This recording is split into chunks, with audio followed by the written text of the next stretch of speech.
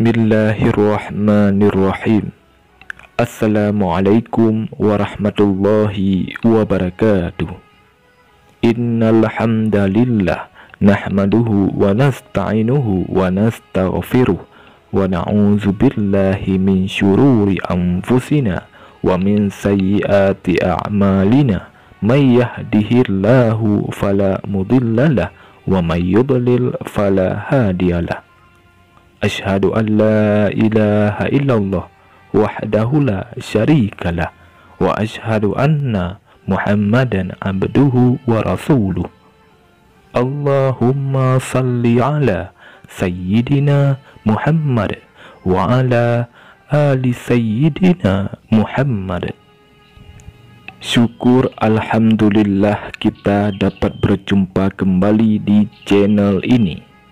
Harapan dan doa saya, semoga saudaraku semua yang menonton video ini selalu diberikan kesehatan, dilapangkan rezekinya, diampuni dosanya, dan dipanjangkan umurnya. Amin. Amin. Ya Rabbal Alamin. Al-Imam Abul Qasim Al-Busiri meriwayatkan di dalam tafsirnya bahwasanya beberapa umat ketika dibangkitkan oleh Allah Subhanahu wa taala untuk ditimbang amal perbuatannya, dia didapati amal perbuatannya ringan di atas timbangan Allah Subhanahu wa taala, dan dia telah menyangka dan meyakini bahwa dirinya akan binasa saat itu. Sehingga tiba-tiba saat itu datang seseorang yang tidak dia kenal mengambil tangannya dan mengatakan, "Aku memegang amanat yang dititipkan milikmu, yang mana di bawah amanat tersebut berupa kartu yang kecil diletakkan di atas timbangan dan timbangan itu menjadi berat." Maka orang tersebut gembira luar biasa dan mengatakan kepada orang yang menolongnya ini, "Siapa engkau yang telah menyelamatkanku dari kesulitan yang hampir membinasakanku?" Maka dia mengatakan, "Aku adalah nabimu, Nabi Muhammad SAW, dan kartu ini adalah salawatmu yang dahulu engkau panjatkan kepada Allah Subhanahu wa taala untukku. Aku jaga amanat tersebut sehingga aku serahkan kembali kepadamu di saat engkau sangat membutuhkannya." Al-Imam Asy-Syaikh Yusuf bin Ismail An-Nabhani mengatakan bahwasanya para ulama, para aulia, arifin mengatakan bahwasanya orang-orang yang rutin membaca selawat ini, maka mereka berharap bahwasanya Rasulullah SAW hadir pada saat dia meninggal dunia, saat ruh berada di tenggorokannya, saat dia juga diletakkan di dalam liang lahatnya. Dan barang siapa yang ingin mengharapkan keridhaan Allah, derajat yang tinggi, hendaknya dia membaca selawat ini setiap hari 10 kali, dan khususnya di malam Jumat sebanyak 100 kali. Adapun nama selawatnya adalah Salawat Al-Ali Al-Qadar, artinya pangkat yang tinggi. Berikut ini bunyi bacaannya. Bismillahirrahmanirrahim. Allahumma salli wa sallim wa barik ala sayyidina Muhammadin nabiyil ummiyil habibil aliyil qadril azimil jahi wa ala alihi wa sahbihi wa sallim. Artinya, ya Allah, berikan rahmat yang diiringi ta'zim dan salam kepada pemimpin kami Nabi Muhammad, seorang nabi yang ummi, tidak pernah belajar, membaca dan menulis, yang sangat dicintai, memiliki pangkat tinggi dan kedudukan agung. Juga curahkan salawat dan salam kepada keluarga dan para sahabat beliau. Salawat ini sering dibaca Yang Mulia Al-Habib Umar bin Hafidh. Rasulullah SAW mengatakan, barang siapa yang bersalawat kepadaku setelah asar hari Jumat sebanyak 80 kali, maka niscaya Allah Subhanahu wa taala akan mengampuni dosa-dosanya selama 80 tahun. Sehingga sahabat bertanya, bagaimana salawat tersebut ya Rasulullah? Maka Rasulullah SAW mengajarkannya. Sebaik-baiknya bekal yang dapat kita bawa ke negeri akhirat adalah salawat kepada pemimpin ahli dunia dan akhirat. Dan siapapun di antara kita yang ingin diberikan kemuliaan oleh Allah Subhanahu wa taala untuk hadir di dalam perkumpulan atau majelis, hendaknya dia berusaha untuk menjalin hubungan yang erat dengan Rasulullah SAW, dan hendaknya dia menjadikan rumahnya dan keluarganya sebagai tempat menjalankan sunnah-sunnah Rasulullah SAW dan syariatnya.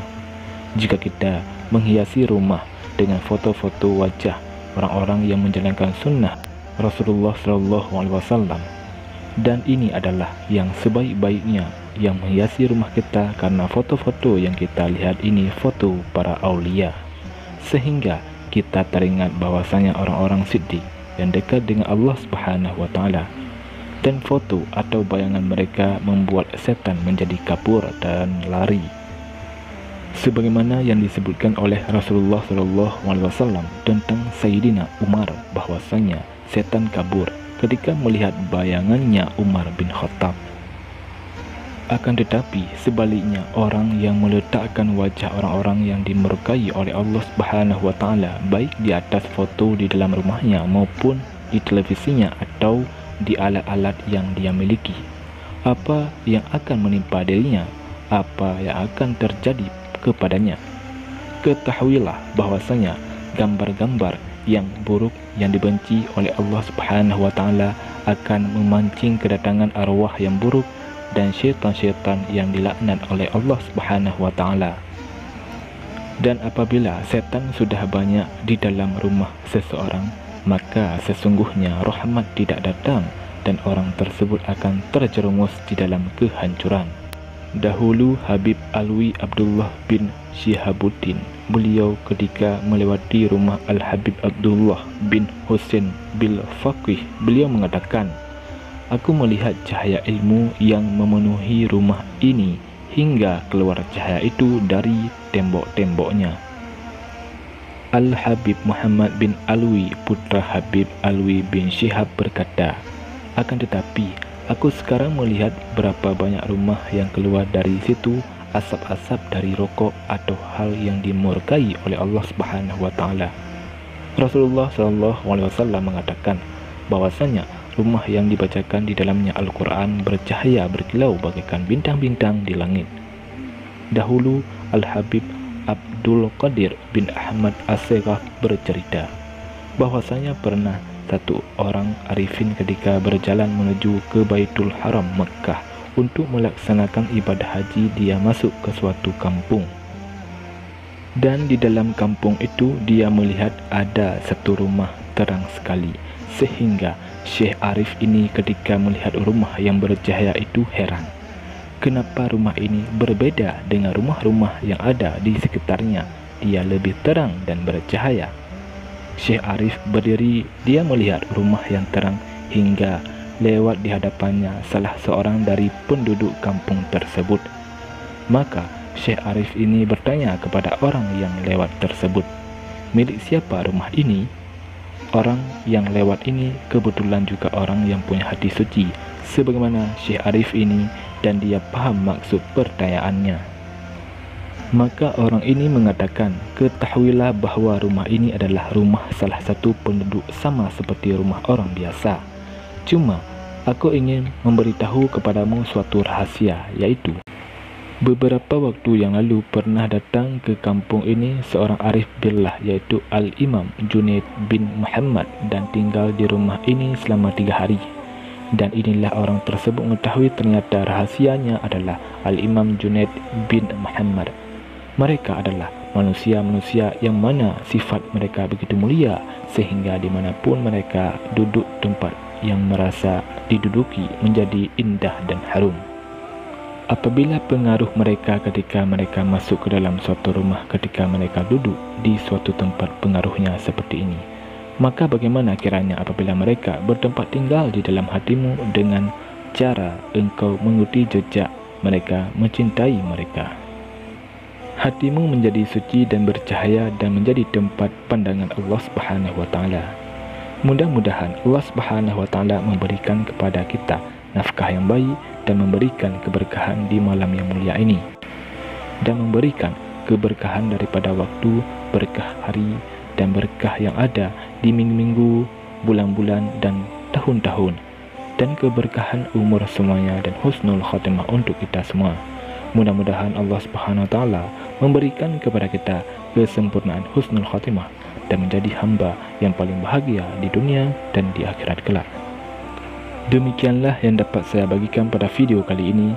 Semoga bermanfaat dan menjadi motivasi untuk kita semua agar senantiasa untuk bersalawat kepada baginda Rasulullah SAW kapanpun dan dimanapun kita berada.